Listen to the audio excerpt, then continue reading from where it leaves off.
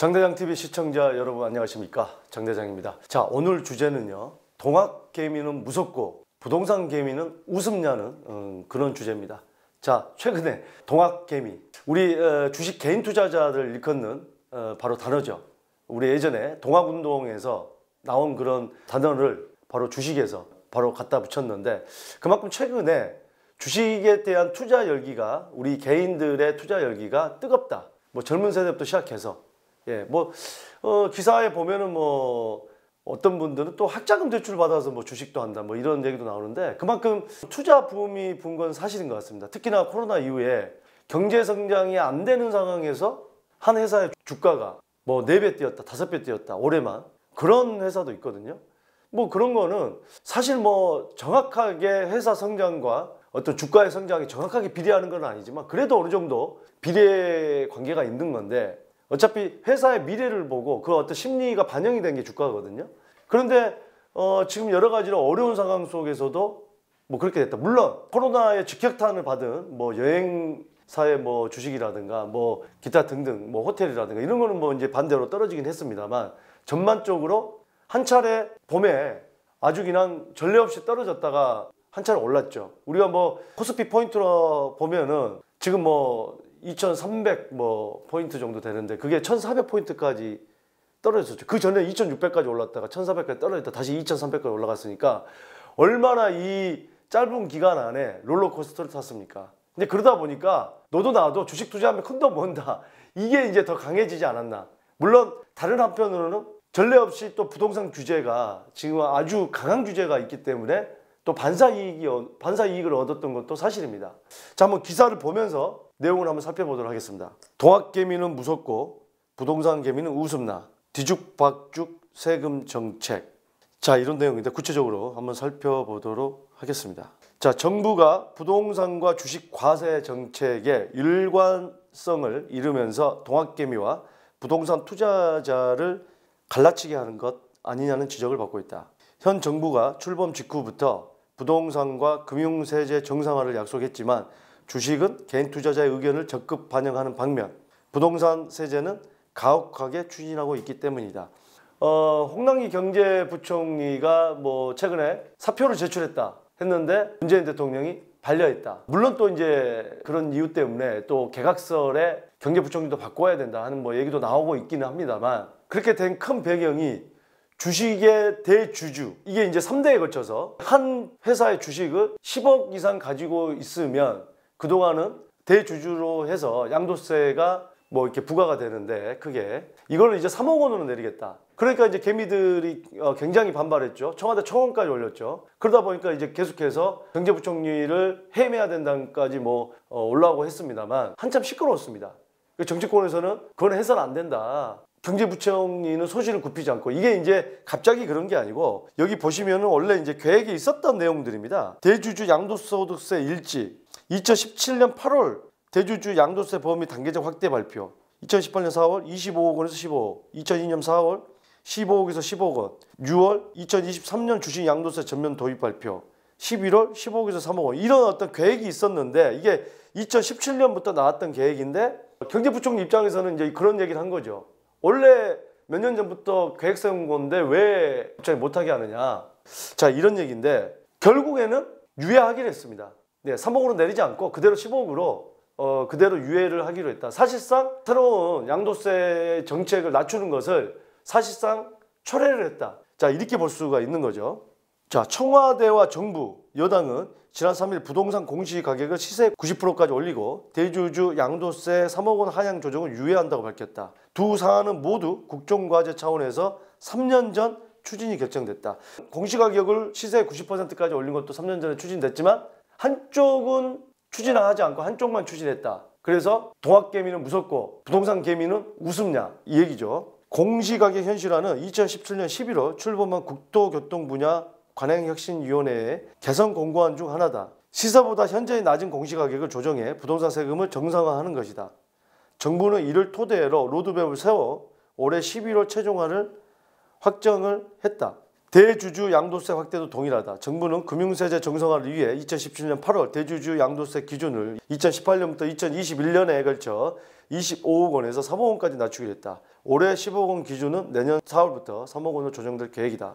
자, 그런데 부동산에 대한 이 부분은 과연 어떤 정책을 바꾸지 않고 세금에 대한 부가만 이렇게 높아지면 과연 잡힐까요? 뭐 이런 통계도 있습니다. 전 세계적으로 세금 많이 걷는 나라가 잘 되는 경우가 없다. 정책을 폈을 때 그게 잘 먹히지 않을 때는 좀 다른 방향, 또 국민들 대다수가 원하는 방향도 한번 해볼 필요는 있는데 그걸 택하지 않고 계속 세금만 부과하는, 세금을 많이 내게 하는 그런 정책으로 가는 게, 그래서 요즘에는 자꾸 그런 정책이 누굴 위한 정책인지 의심스럽다는 얘기가 자꾸 나오는 이유이지 않나 하는 생각이 듭니다.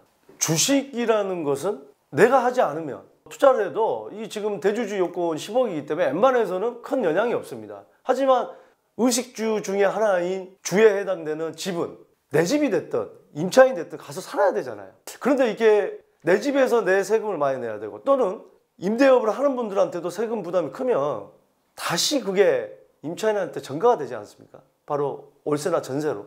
그렇지 않는다고 한다면, 전가가 되지 않는다고 한다면 아무런 수익이 나지 않는데 임대업을 왜 하겠습니까?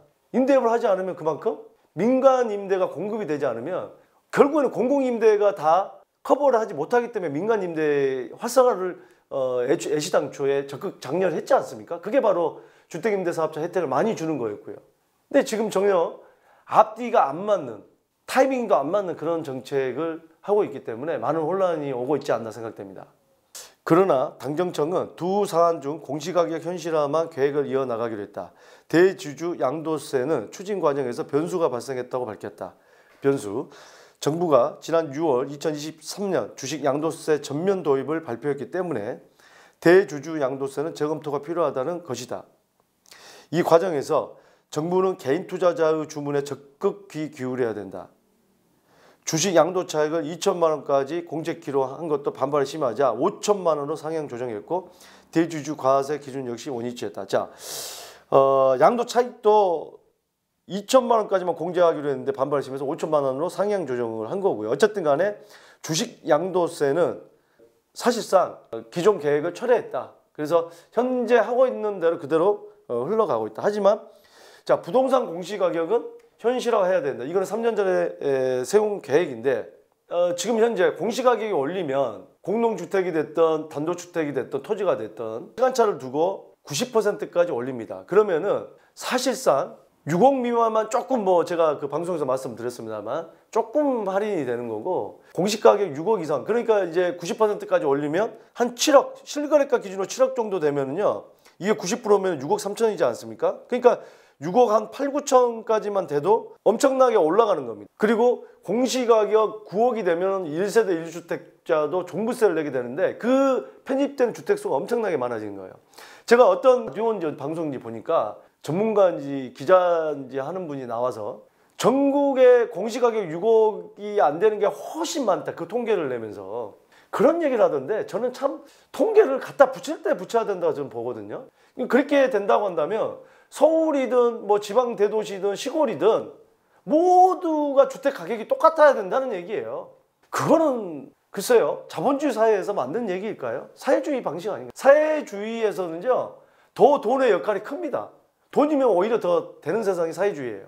어느 나라건 잘 사는 동네가 있고 비싼 동네가 있어. 뭐 미국이면 뉴욕이라든지 LA 근처에 고급 뭐 실리콘밸리, 일자리가 많은 그런 지역들, 또 시애틀에 아마존이 있는 일자리가 많은 그런 지역들, 그런 지역들 집값이 많이 올라서 비쌉니다. 어느 나라건 간에 일자리가 많은 지역은 부촌이에요. 비쌉니다. 근데 일자리가 많은 서울이 왜 다 똑같아야 되는 거죠? 똑같은 잣대를 대는 것 자체가 저는 과연 올바른 생각들을 하고 있는 건지, 그 전문가라고 하는 사람들, 기자라고 하는 사람들이 과연 그런 사고방식을 가지고 잣대를 갖다 대는 거는 좀 맞지 않다고 생각합니다. 지역에 맞게 형평성을 둬야 되는 거 아닙니까? 자, 제가 방송에도 말씀드렸지만 실미도가 인천의 중구죠. 거기가 왜 규제지역으로 들어갑니까? 실미도가. 그런 것도 참 문제입니다. 자, 그래서 제가 볼 때는 정책을 여러 가지 환경이나 지역이나 또 타이밍에 맞게 정책을 펴야 되지 않을까 하는 생각이 듭니다.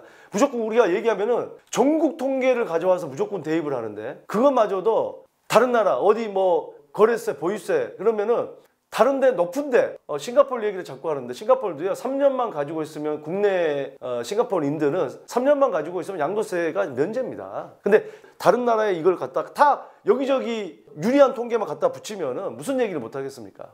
제가 드리는 말씀은 부동산에서 돈을 많이 벌게 해주세요 이런 얘기가 아닙니다. 적어도 1세대 1주택자들은 자기가 좀 살고 싶은 데 살면서 어떤 그런 세금의 부담이 없어야 되는 게 아닌가 하는 생각은 들어요. 우리가 그렇잖아요. 어렸을 때 꿈이 뭡니까? 돈 많이 벌어서 좋은 집 사야지. 누구나 있는 꿈이에요. 근데 이제는 좋은 집을 열심히 벌어가지고 좋은 집 살 정도의 돈은 됐는데 세금이 거의 월세나 마찬가지가 돼버리니까 그 정도의 능력이 되지 않으면 그 집을 이제는 못 사는 거예요. 유지가 안 되기 때문에. 정말 그러면 1주택도 정말 돈 있는 사람만 사라는 거예요. 오히려 이거는 서민을 위한 정책이 아닌 것 같다는 느낌이 듭니다. 여러분들 생각은 어떻습니까? 반면 부동산 정책의 경우 냉정했다. 변수를 고려하면 금융세제보다 오히려 공시가격 현실화 문제가 더 크다는 지적이 나오고 있다. 공시가격은 보유세, 건보료 등 각종 과세의 기준이 되는데 2017년 현실화를 발표했을 때와 달리 부동산 세금은 여러 차례 직접적인 세율 인상 등으로 부담이 컸다. 우리가 보면은 거래세가 있고 보유세가 있죠. 거래세는 뭡니까? 처음에 집 살 때 취득세 이거 지금 올렸죠. 규제지역은 2주택부터 8%, 3주택 12%, 비규제지역은 3주택부터 8%, 4주택 12%, 증여취득세도 올라갔고 양도세 2주택 이상부터는 올라갔죠. 지금 조정대상 지역에서 플러스 10%지만 내년 6월 1일부터 양도할 때는 플러스 20%, 3주택은 플러스 30%가 되는 겁니다. 자, 이렇게 거래세가 늘어났고요.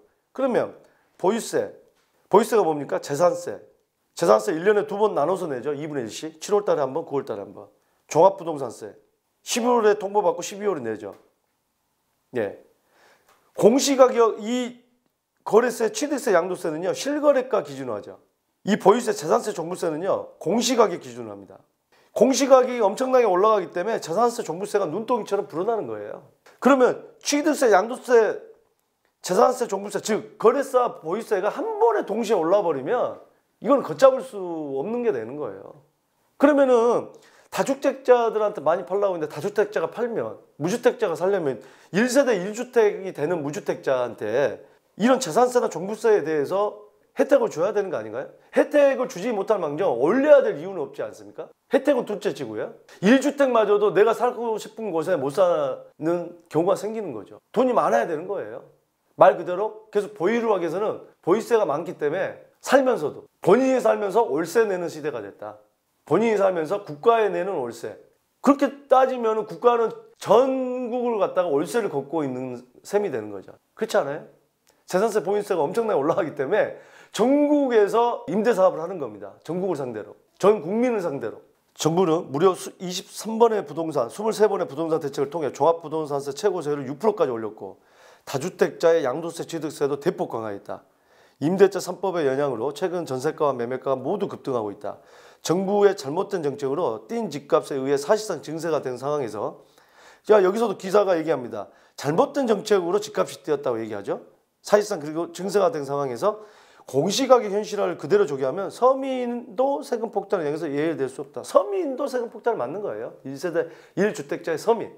3년 동안 각종 세율을 다 올렸는데 공시가격까지 계획대로 추진한다는 것은 정당성이 없다. 변수를 탓하려면 대주주 양도세가 아니라 공시가격을 유예한다고 강조했다. 각종 세금을 올린 데다 공시가격을 올려버리면 어마어마한 세금 폭탄을 맞게 되는 겁니다. 네. 부동산 투자는 투기로 몰아붙이고 주식 투자는 한국 금융시장의 선진화로 떠받드는 정부의 이분법적 시각이 문제라는 목소리도 높다. 한 교수는 공정히 집행해야 될 부동산과 주식 과세가 정치적 목적과 표심만 고려해 앞뒤가 안 맞는 결정이 나오고 있다고 지적했다. 자, 많은 분들이 얘기를 합니다. 지금 현재 부동산 정책이 임대인도 아니고 임차인도 아니고 과연 누구를 위한 정책이냐는 게 점점 목소리가 높아지고 있는 것 같습니다. 참 점점 답답한 형국으로 가고 있지 않나 하는 생각이 드는데 아무쪼록 지금 코로나 안 그래도 경제가 좋아지지 않은 상황에서 코로나로 인해서 자영업자들이 줄폐산을 하고 있고 줄폐업을 하고 있고 또 실직자가 발생하는 이 상황에서 이 세금까지 부담이 된다면 얼마나 큰 가정경제에 부담이 되겠습니까? 이 많은 주택들을 팔아가지고 시세 차익을 얻었다면 모르겠습니다. 그것도 양도세를 그만큼 많이 냈지 않습니까? 집 한 채만 분양받아서 집 한 채 있으신 분들, 낡은 빌라에서 재건축 재개발돼서 집 한 채 있는 분들, 그분들은 아무런 본인들이 뭘 한 게 없거든요. 그분들은 왜 많은 세금을 계속 내야 되는 건지 거기에 대한 어떤 정확한 해결책이 있어야 되지 않을까 생각됩니다. 자, 여러분들의 고민 상담 많이 들어오고 있습니다. 또 해외 교포들도 계속 이메일들이 들어오고 있습니다. 여러분들의 성함과 연락처를 함께 보내주시면 선정이 되신 분들 고민 상담 깔끔하게 해결해 드리도록 하겠습니다. 감사합니다.